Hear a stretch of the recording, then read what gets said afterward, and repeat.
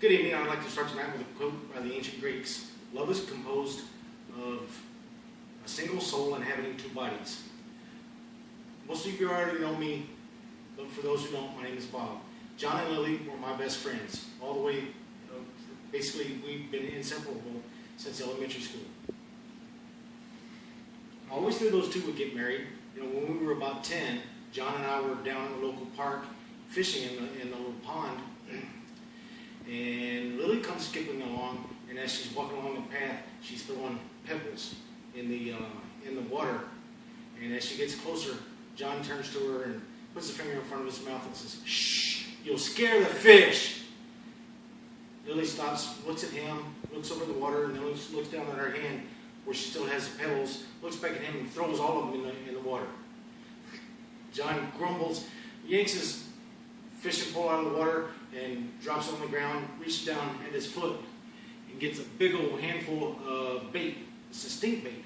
And he rushes over to Lily, he raises his hand back like he's going to hit her or throw it at her, and he winds up just slapping on her blouse and wiping his hand on the front of her blouse. She grumbled, gasped, and could not hardly believe what he just did. Stuck her nose down to look at her blouse, got a whiff of it, and yelled, screaming, took off running, yelling, "I'm going to tell your mama!" So it's amazing what we were like back in those days. Back in those days, John was crusty, smelly, dirty, flatulent little boy.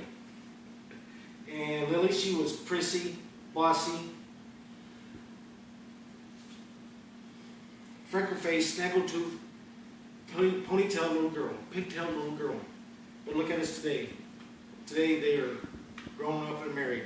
Today John is handsome, intelligent, dedicated, loyal. I don't know, John, did I get everything on your list?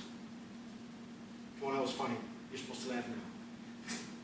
And Lily, you are generous, gorgeous. Has anybody ever seen anything, a woman more pretty than Lily is today? But she's still bossy.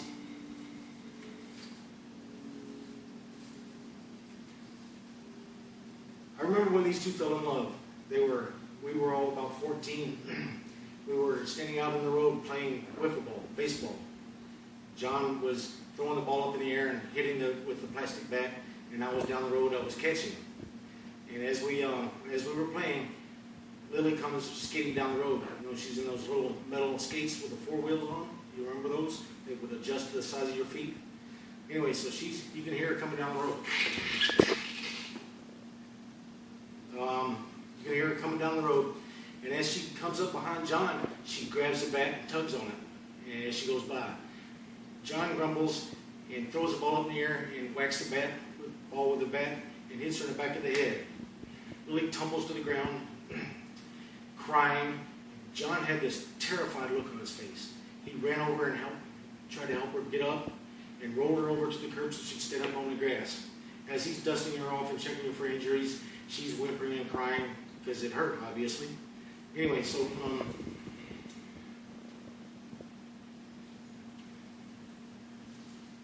she's whimpering and crying. After a while, we finally got her calmed down, and she takes John's hand and steps off the curb, going to take off on down the road. As she's stepping down off the curb, she leans in and gives John a big kiss on the cheek and takes off down the road with this really smirky little grin curious little grin on her face. That's when I knew right then they were in love. So let's raise a glass to my very good friends, John and Lily. And watching you guys grow up, I'm pretty sure Aristotle didn't get it right. You guys don't need two bodies. The one will suffice. So again, a toast to our very dear friends. May your bicameral soul always live in a house of love forever. Thank you. Good night.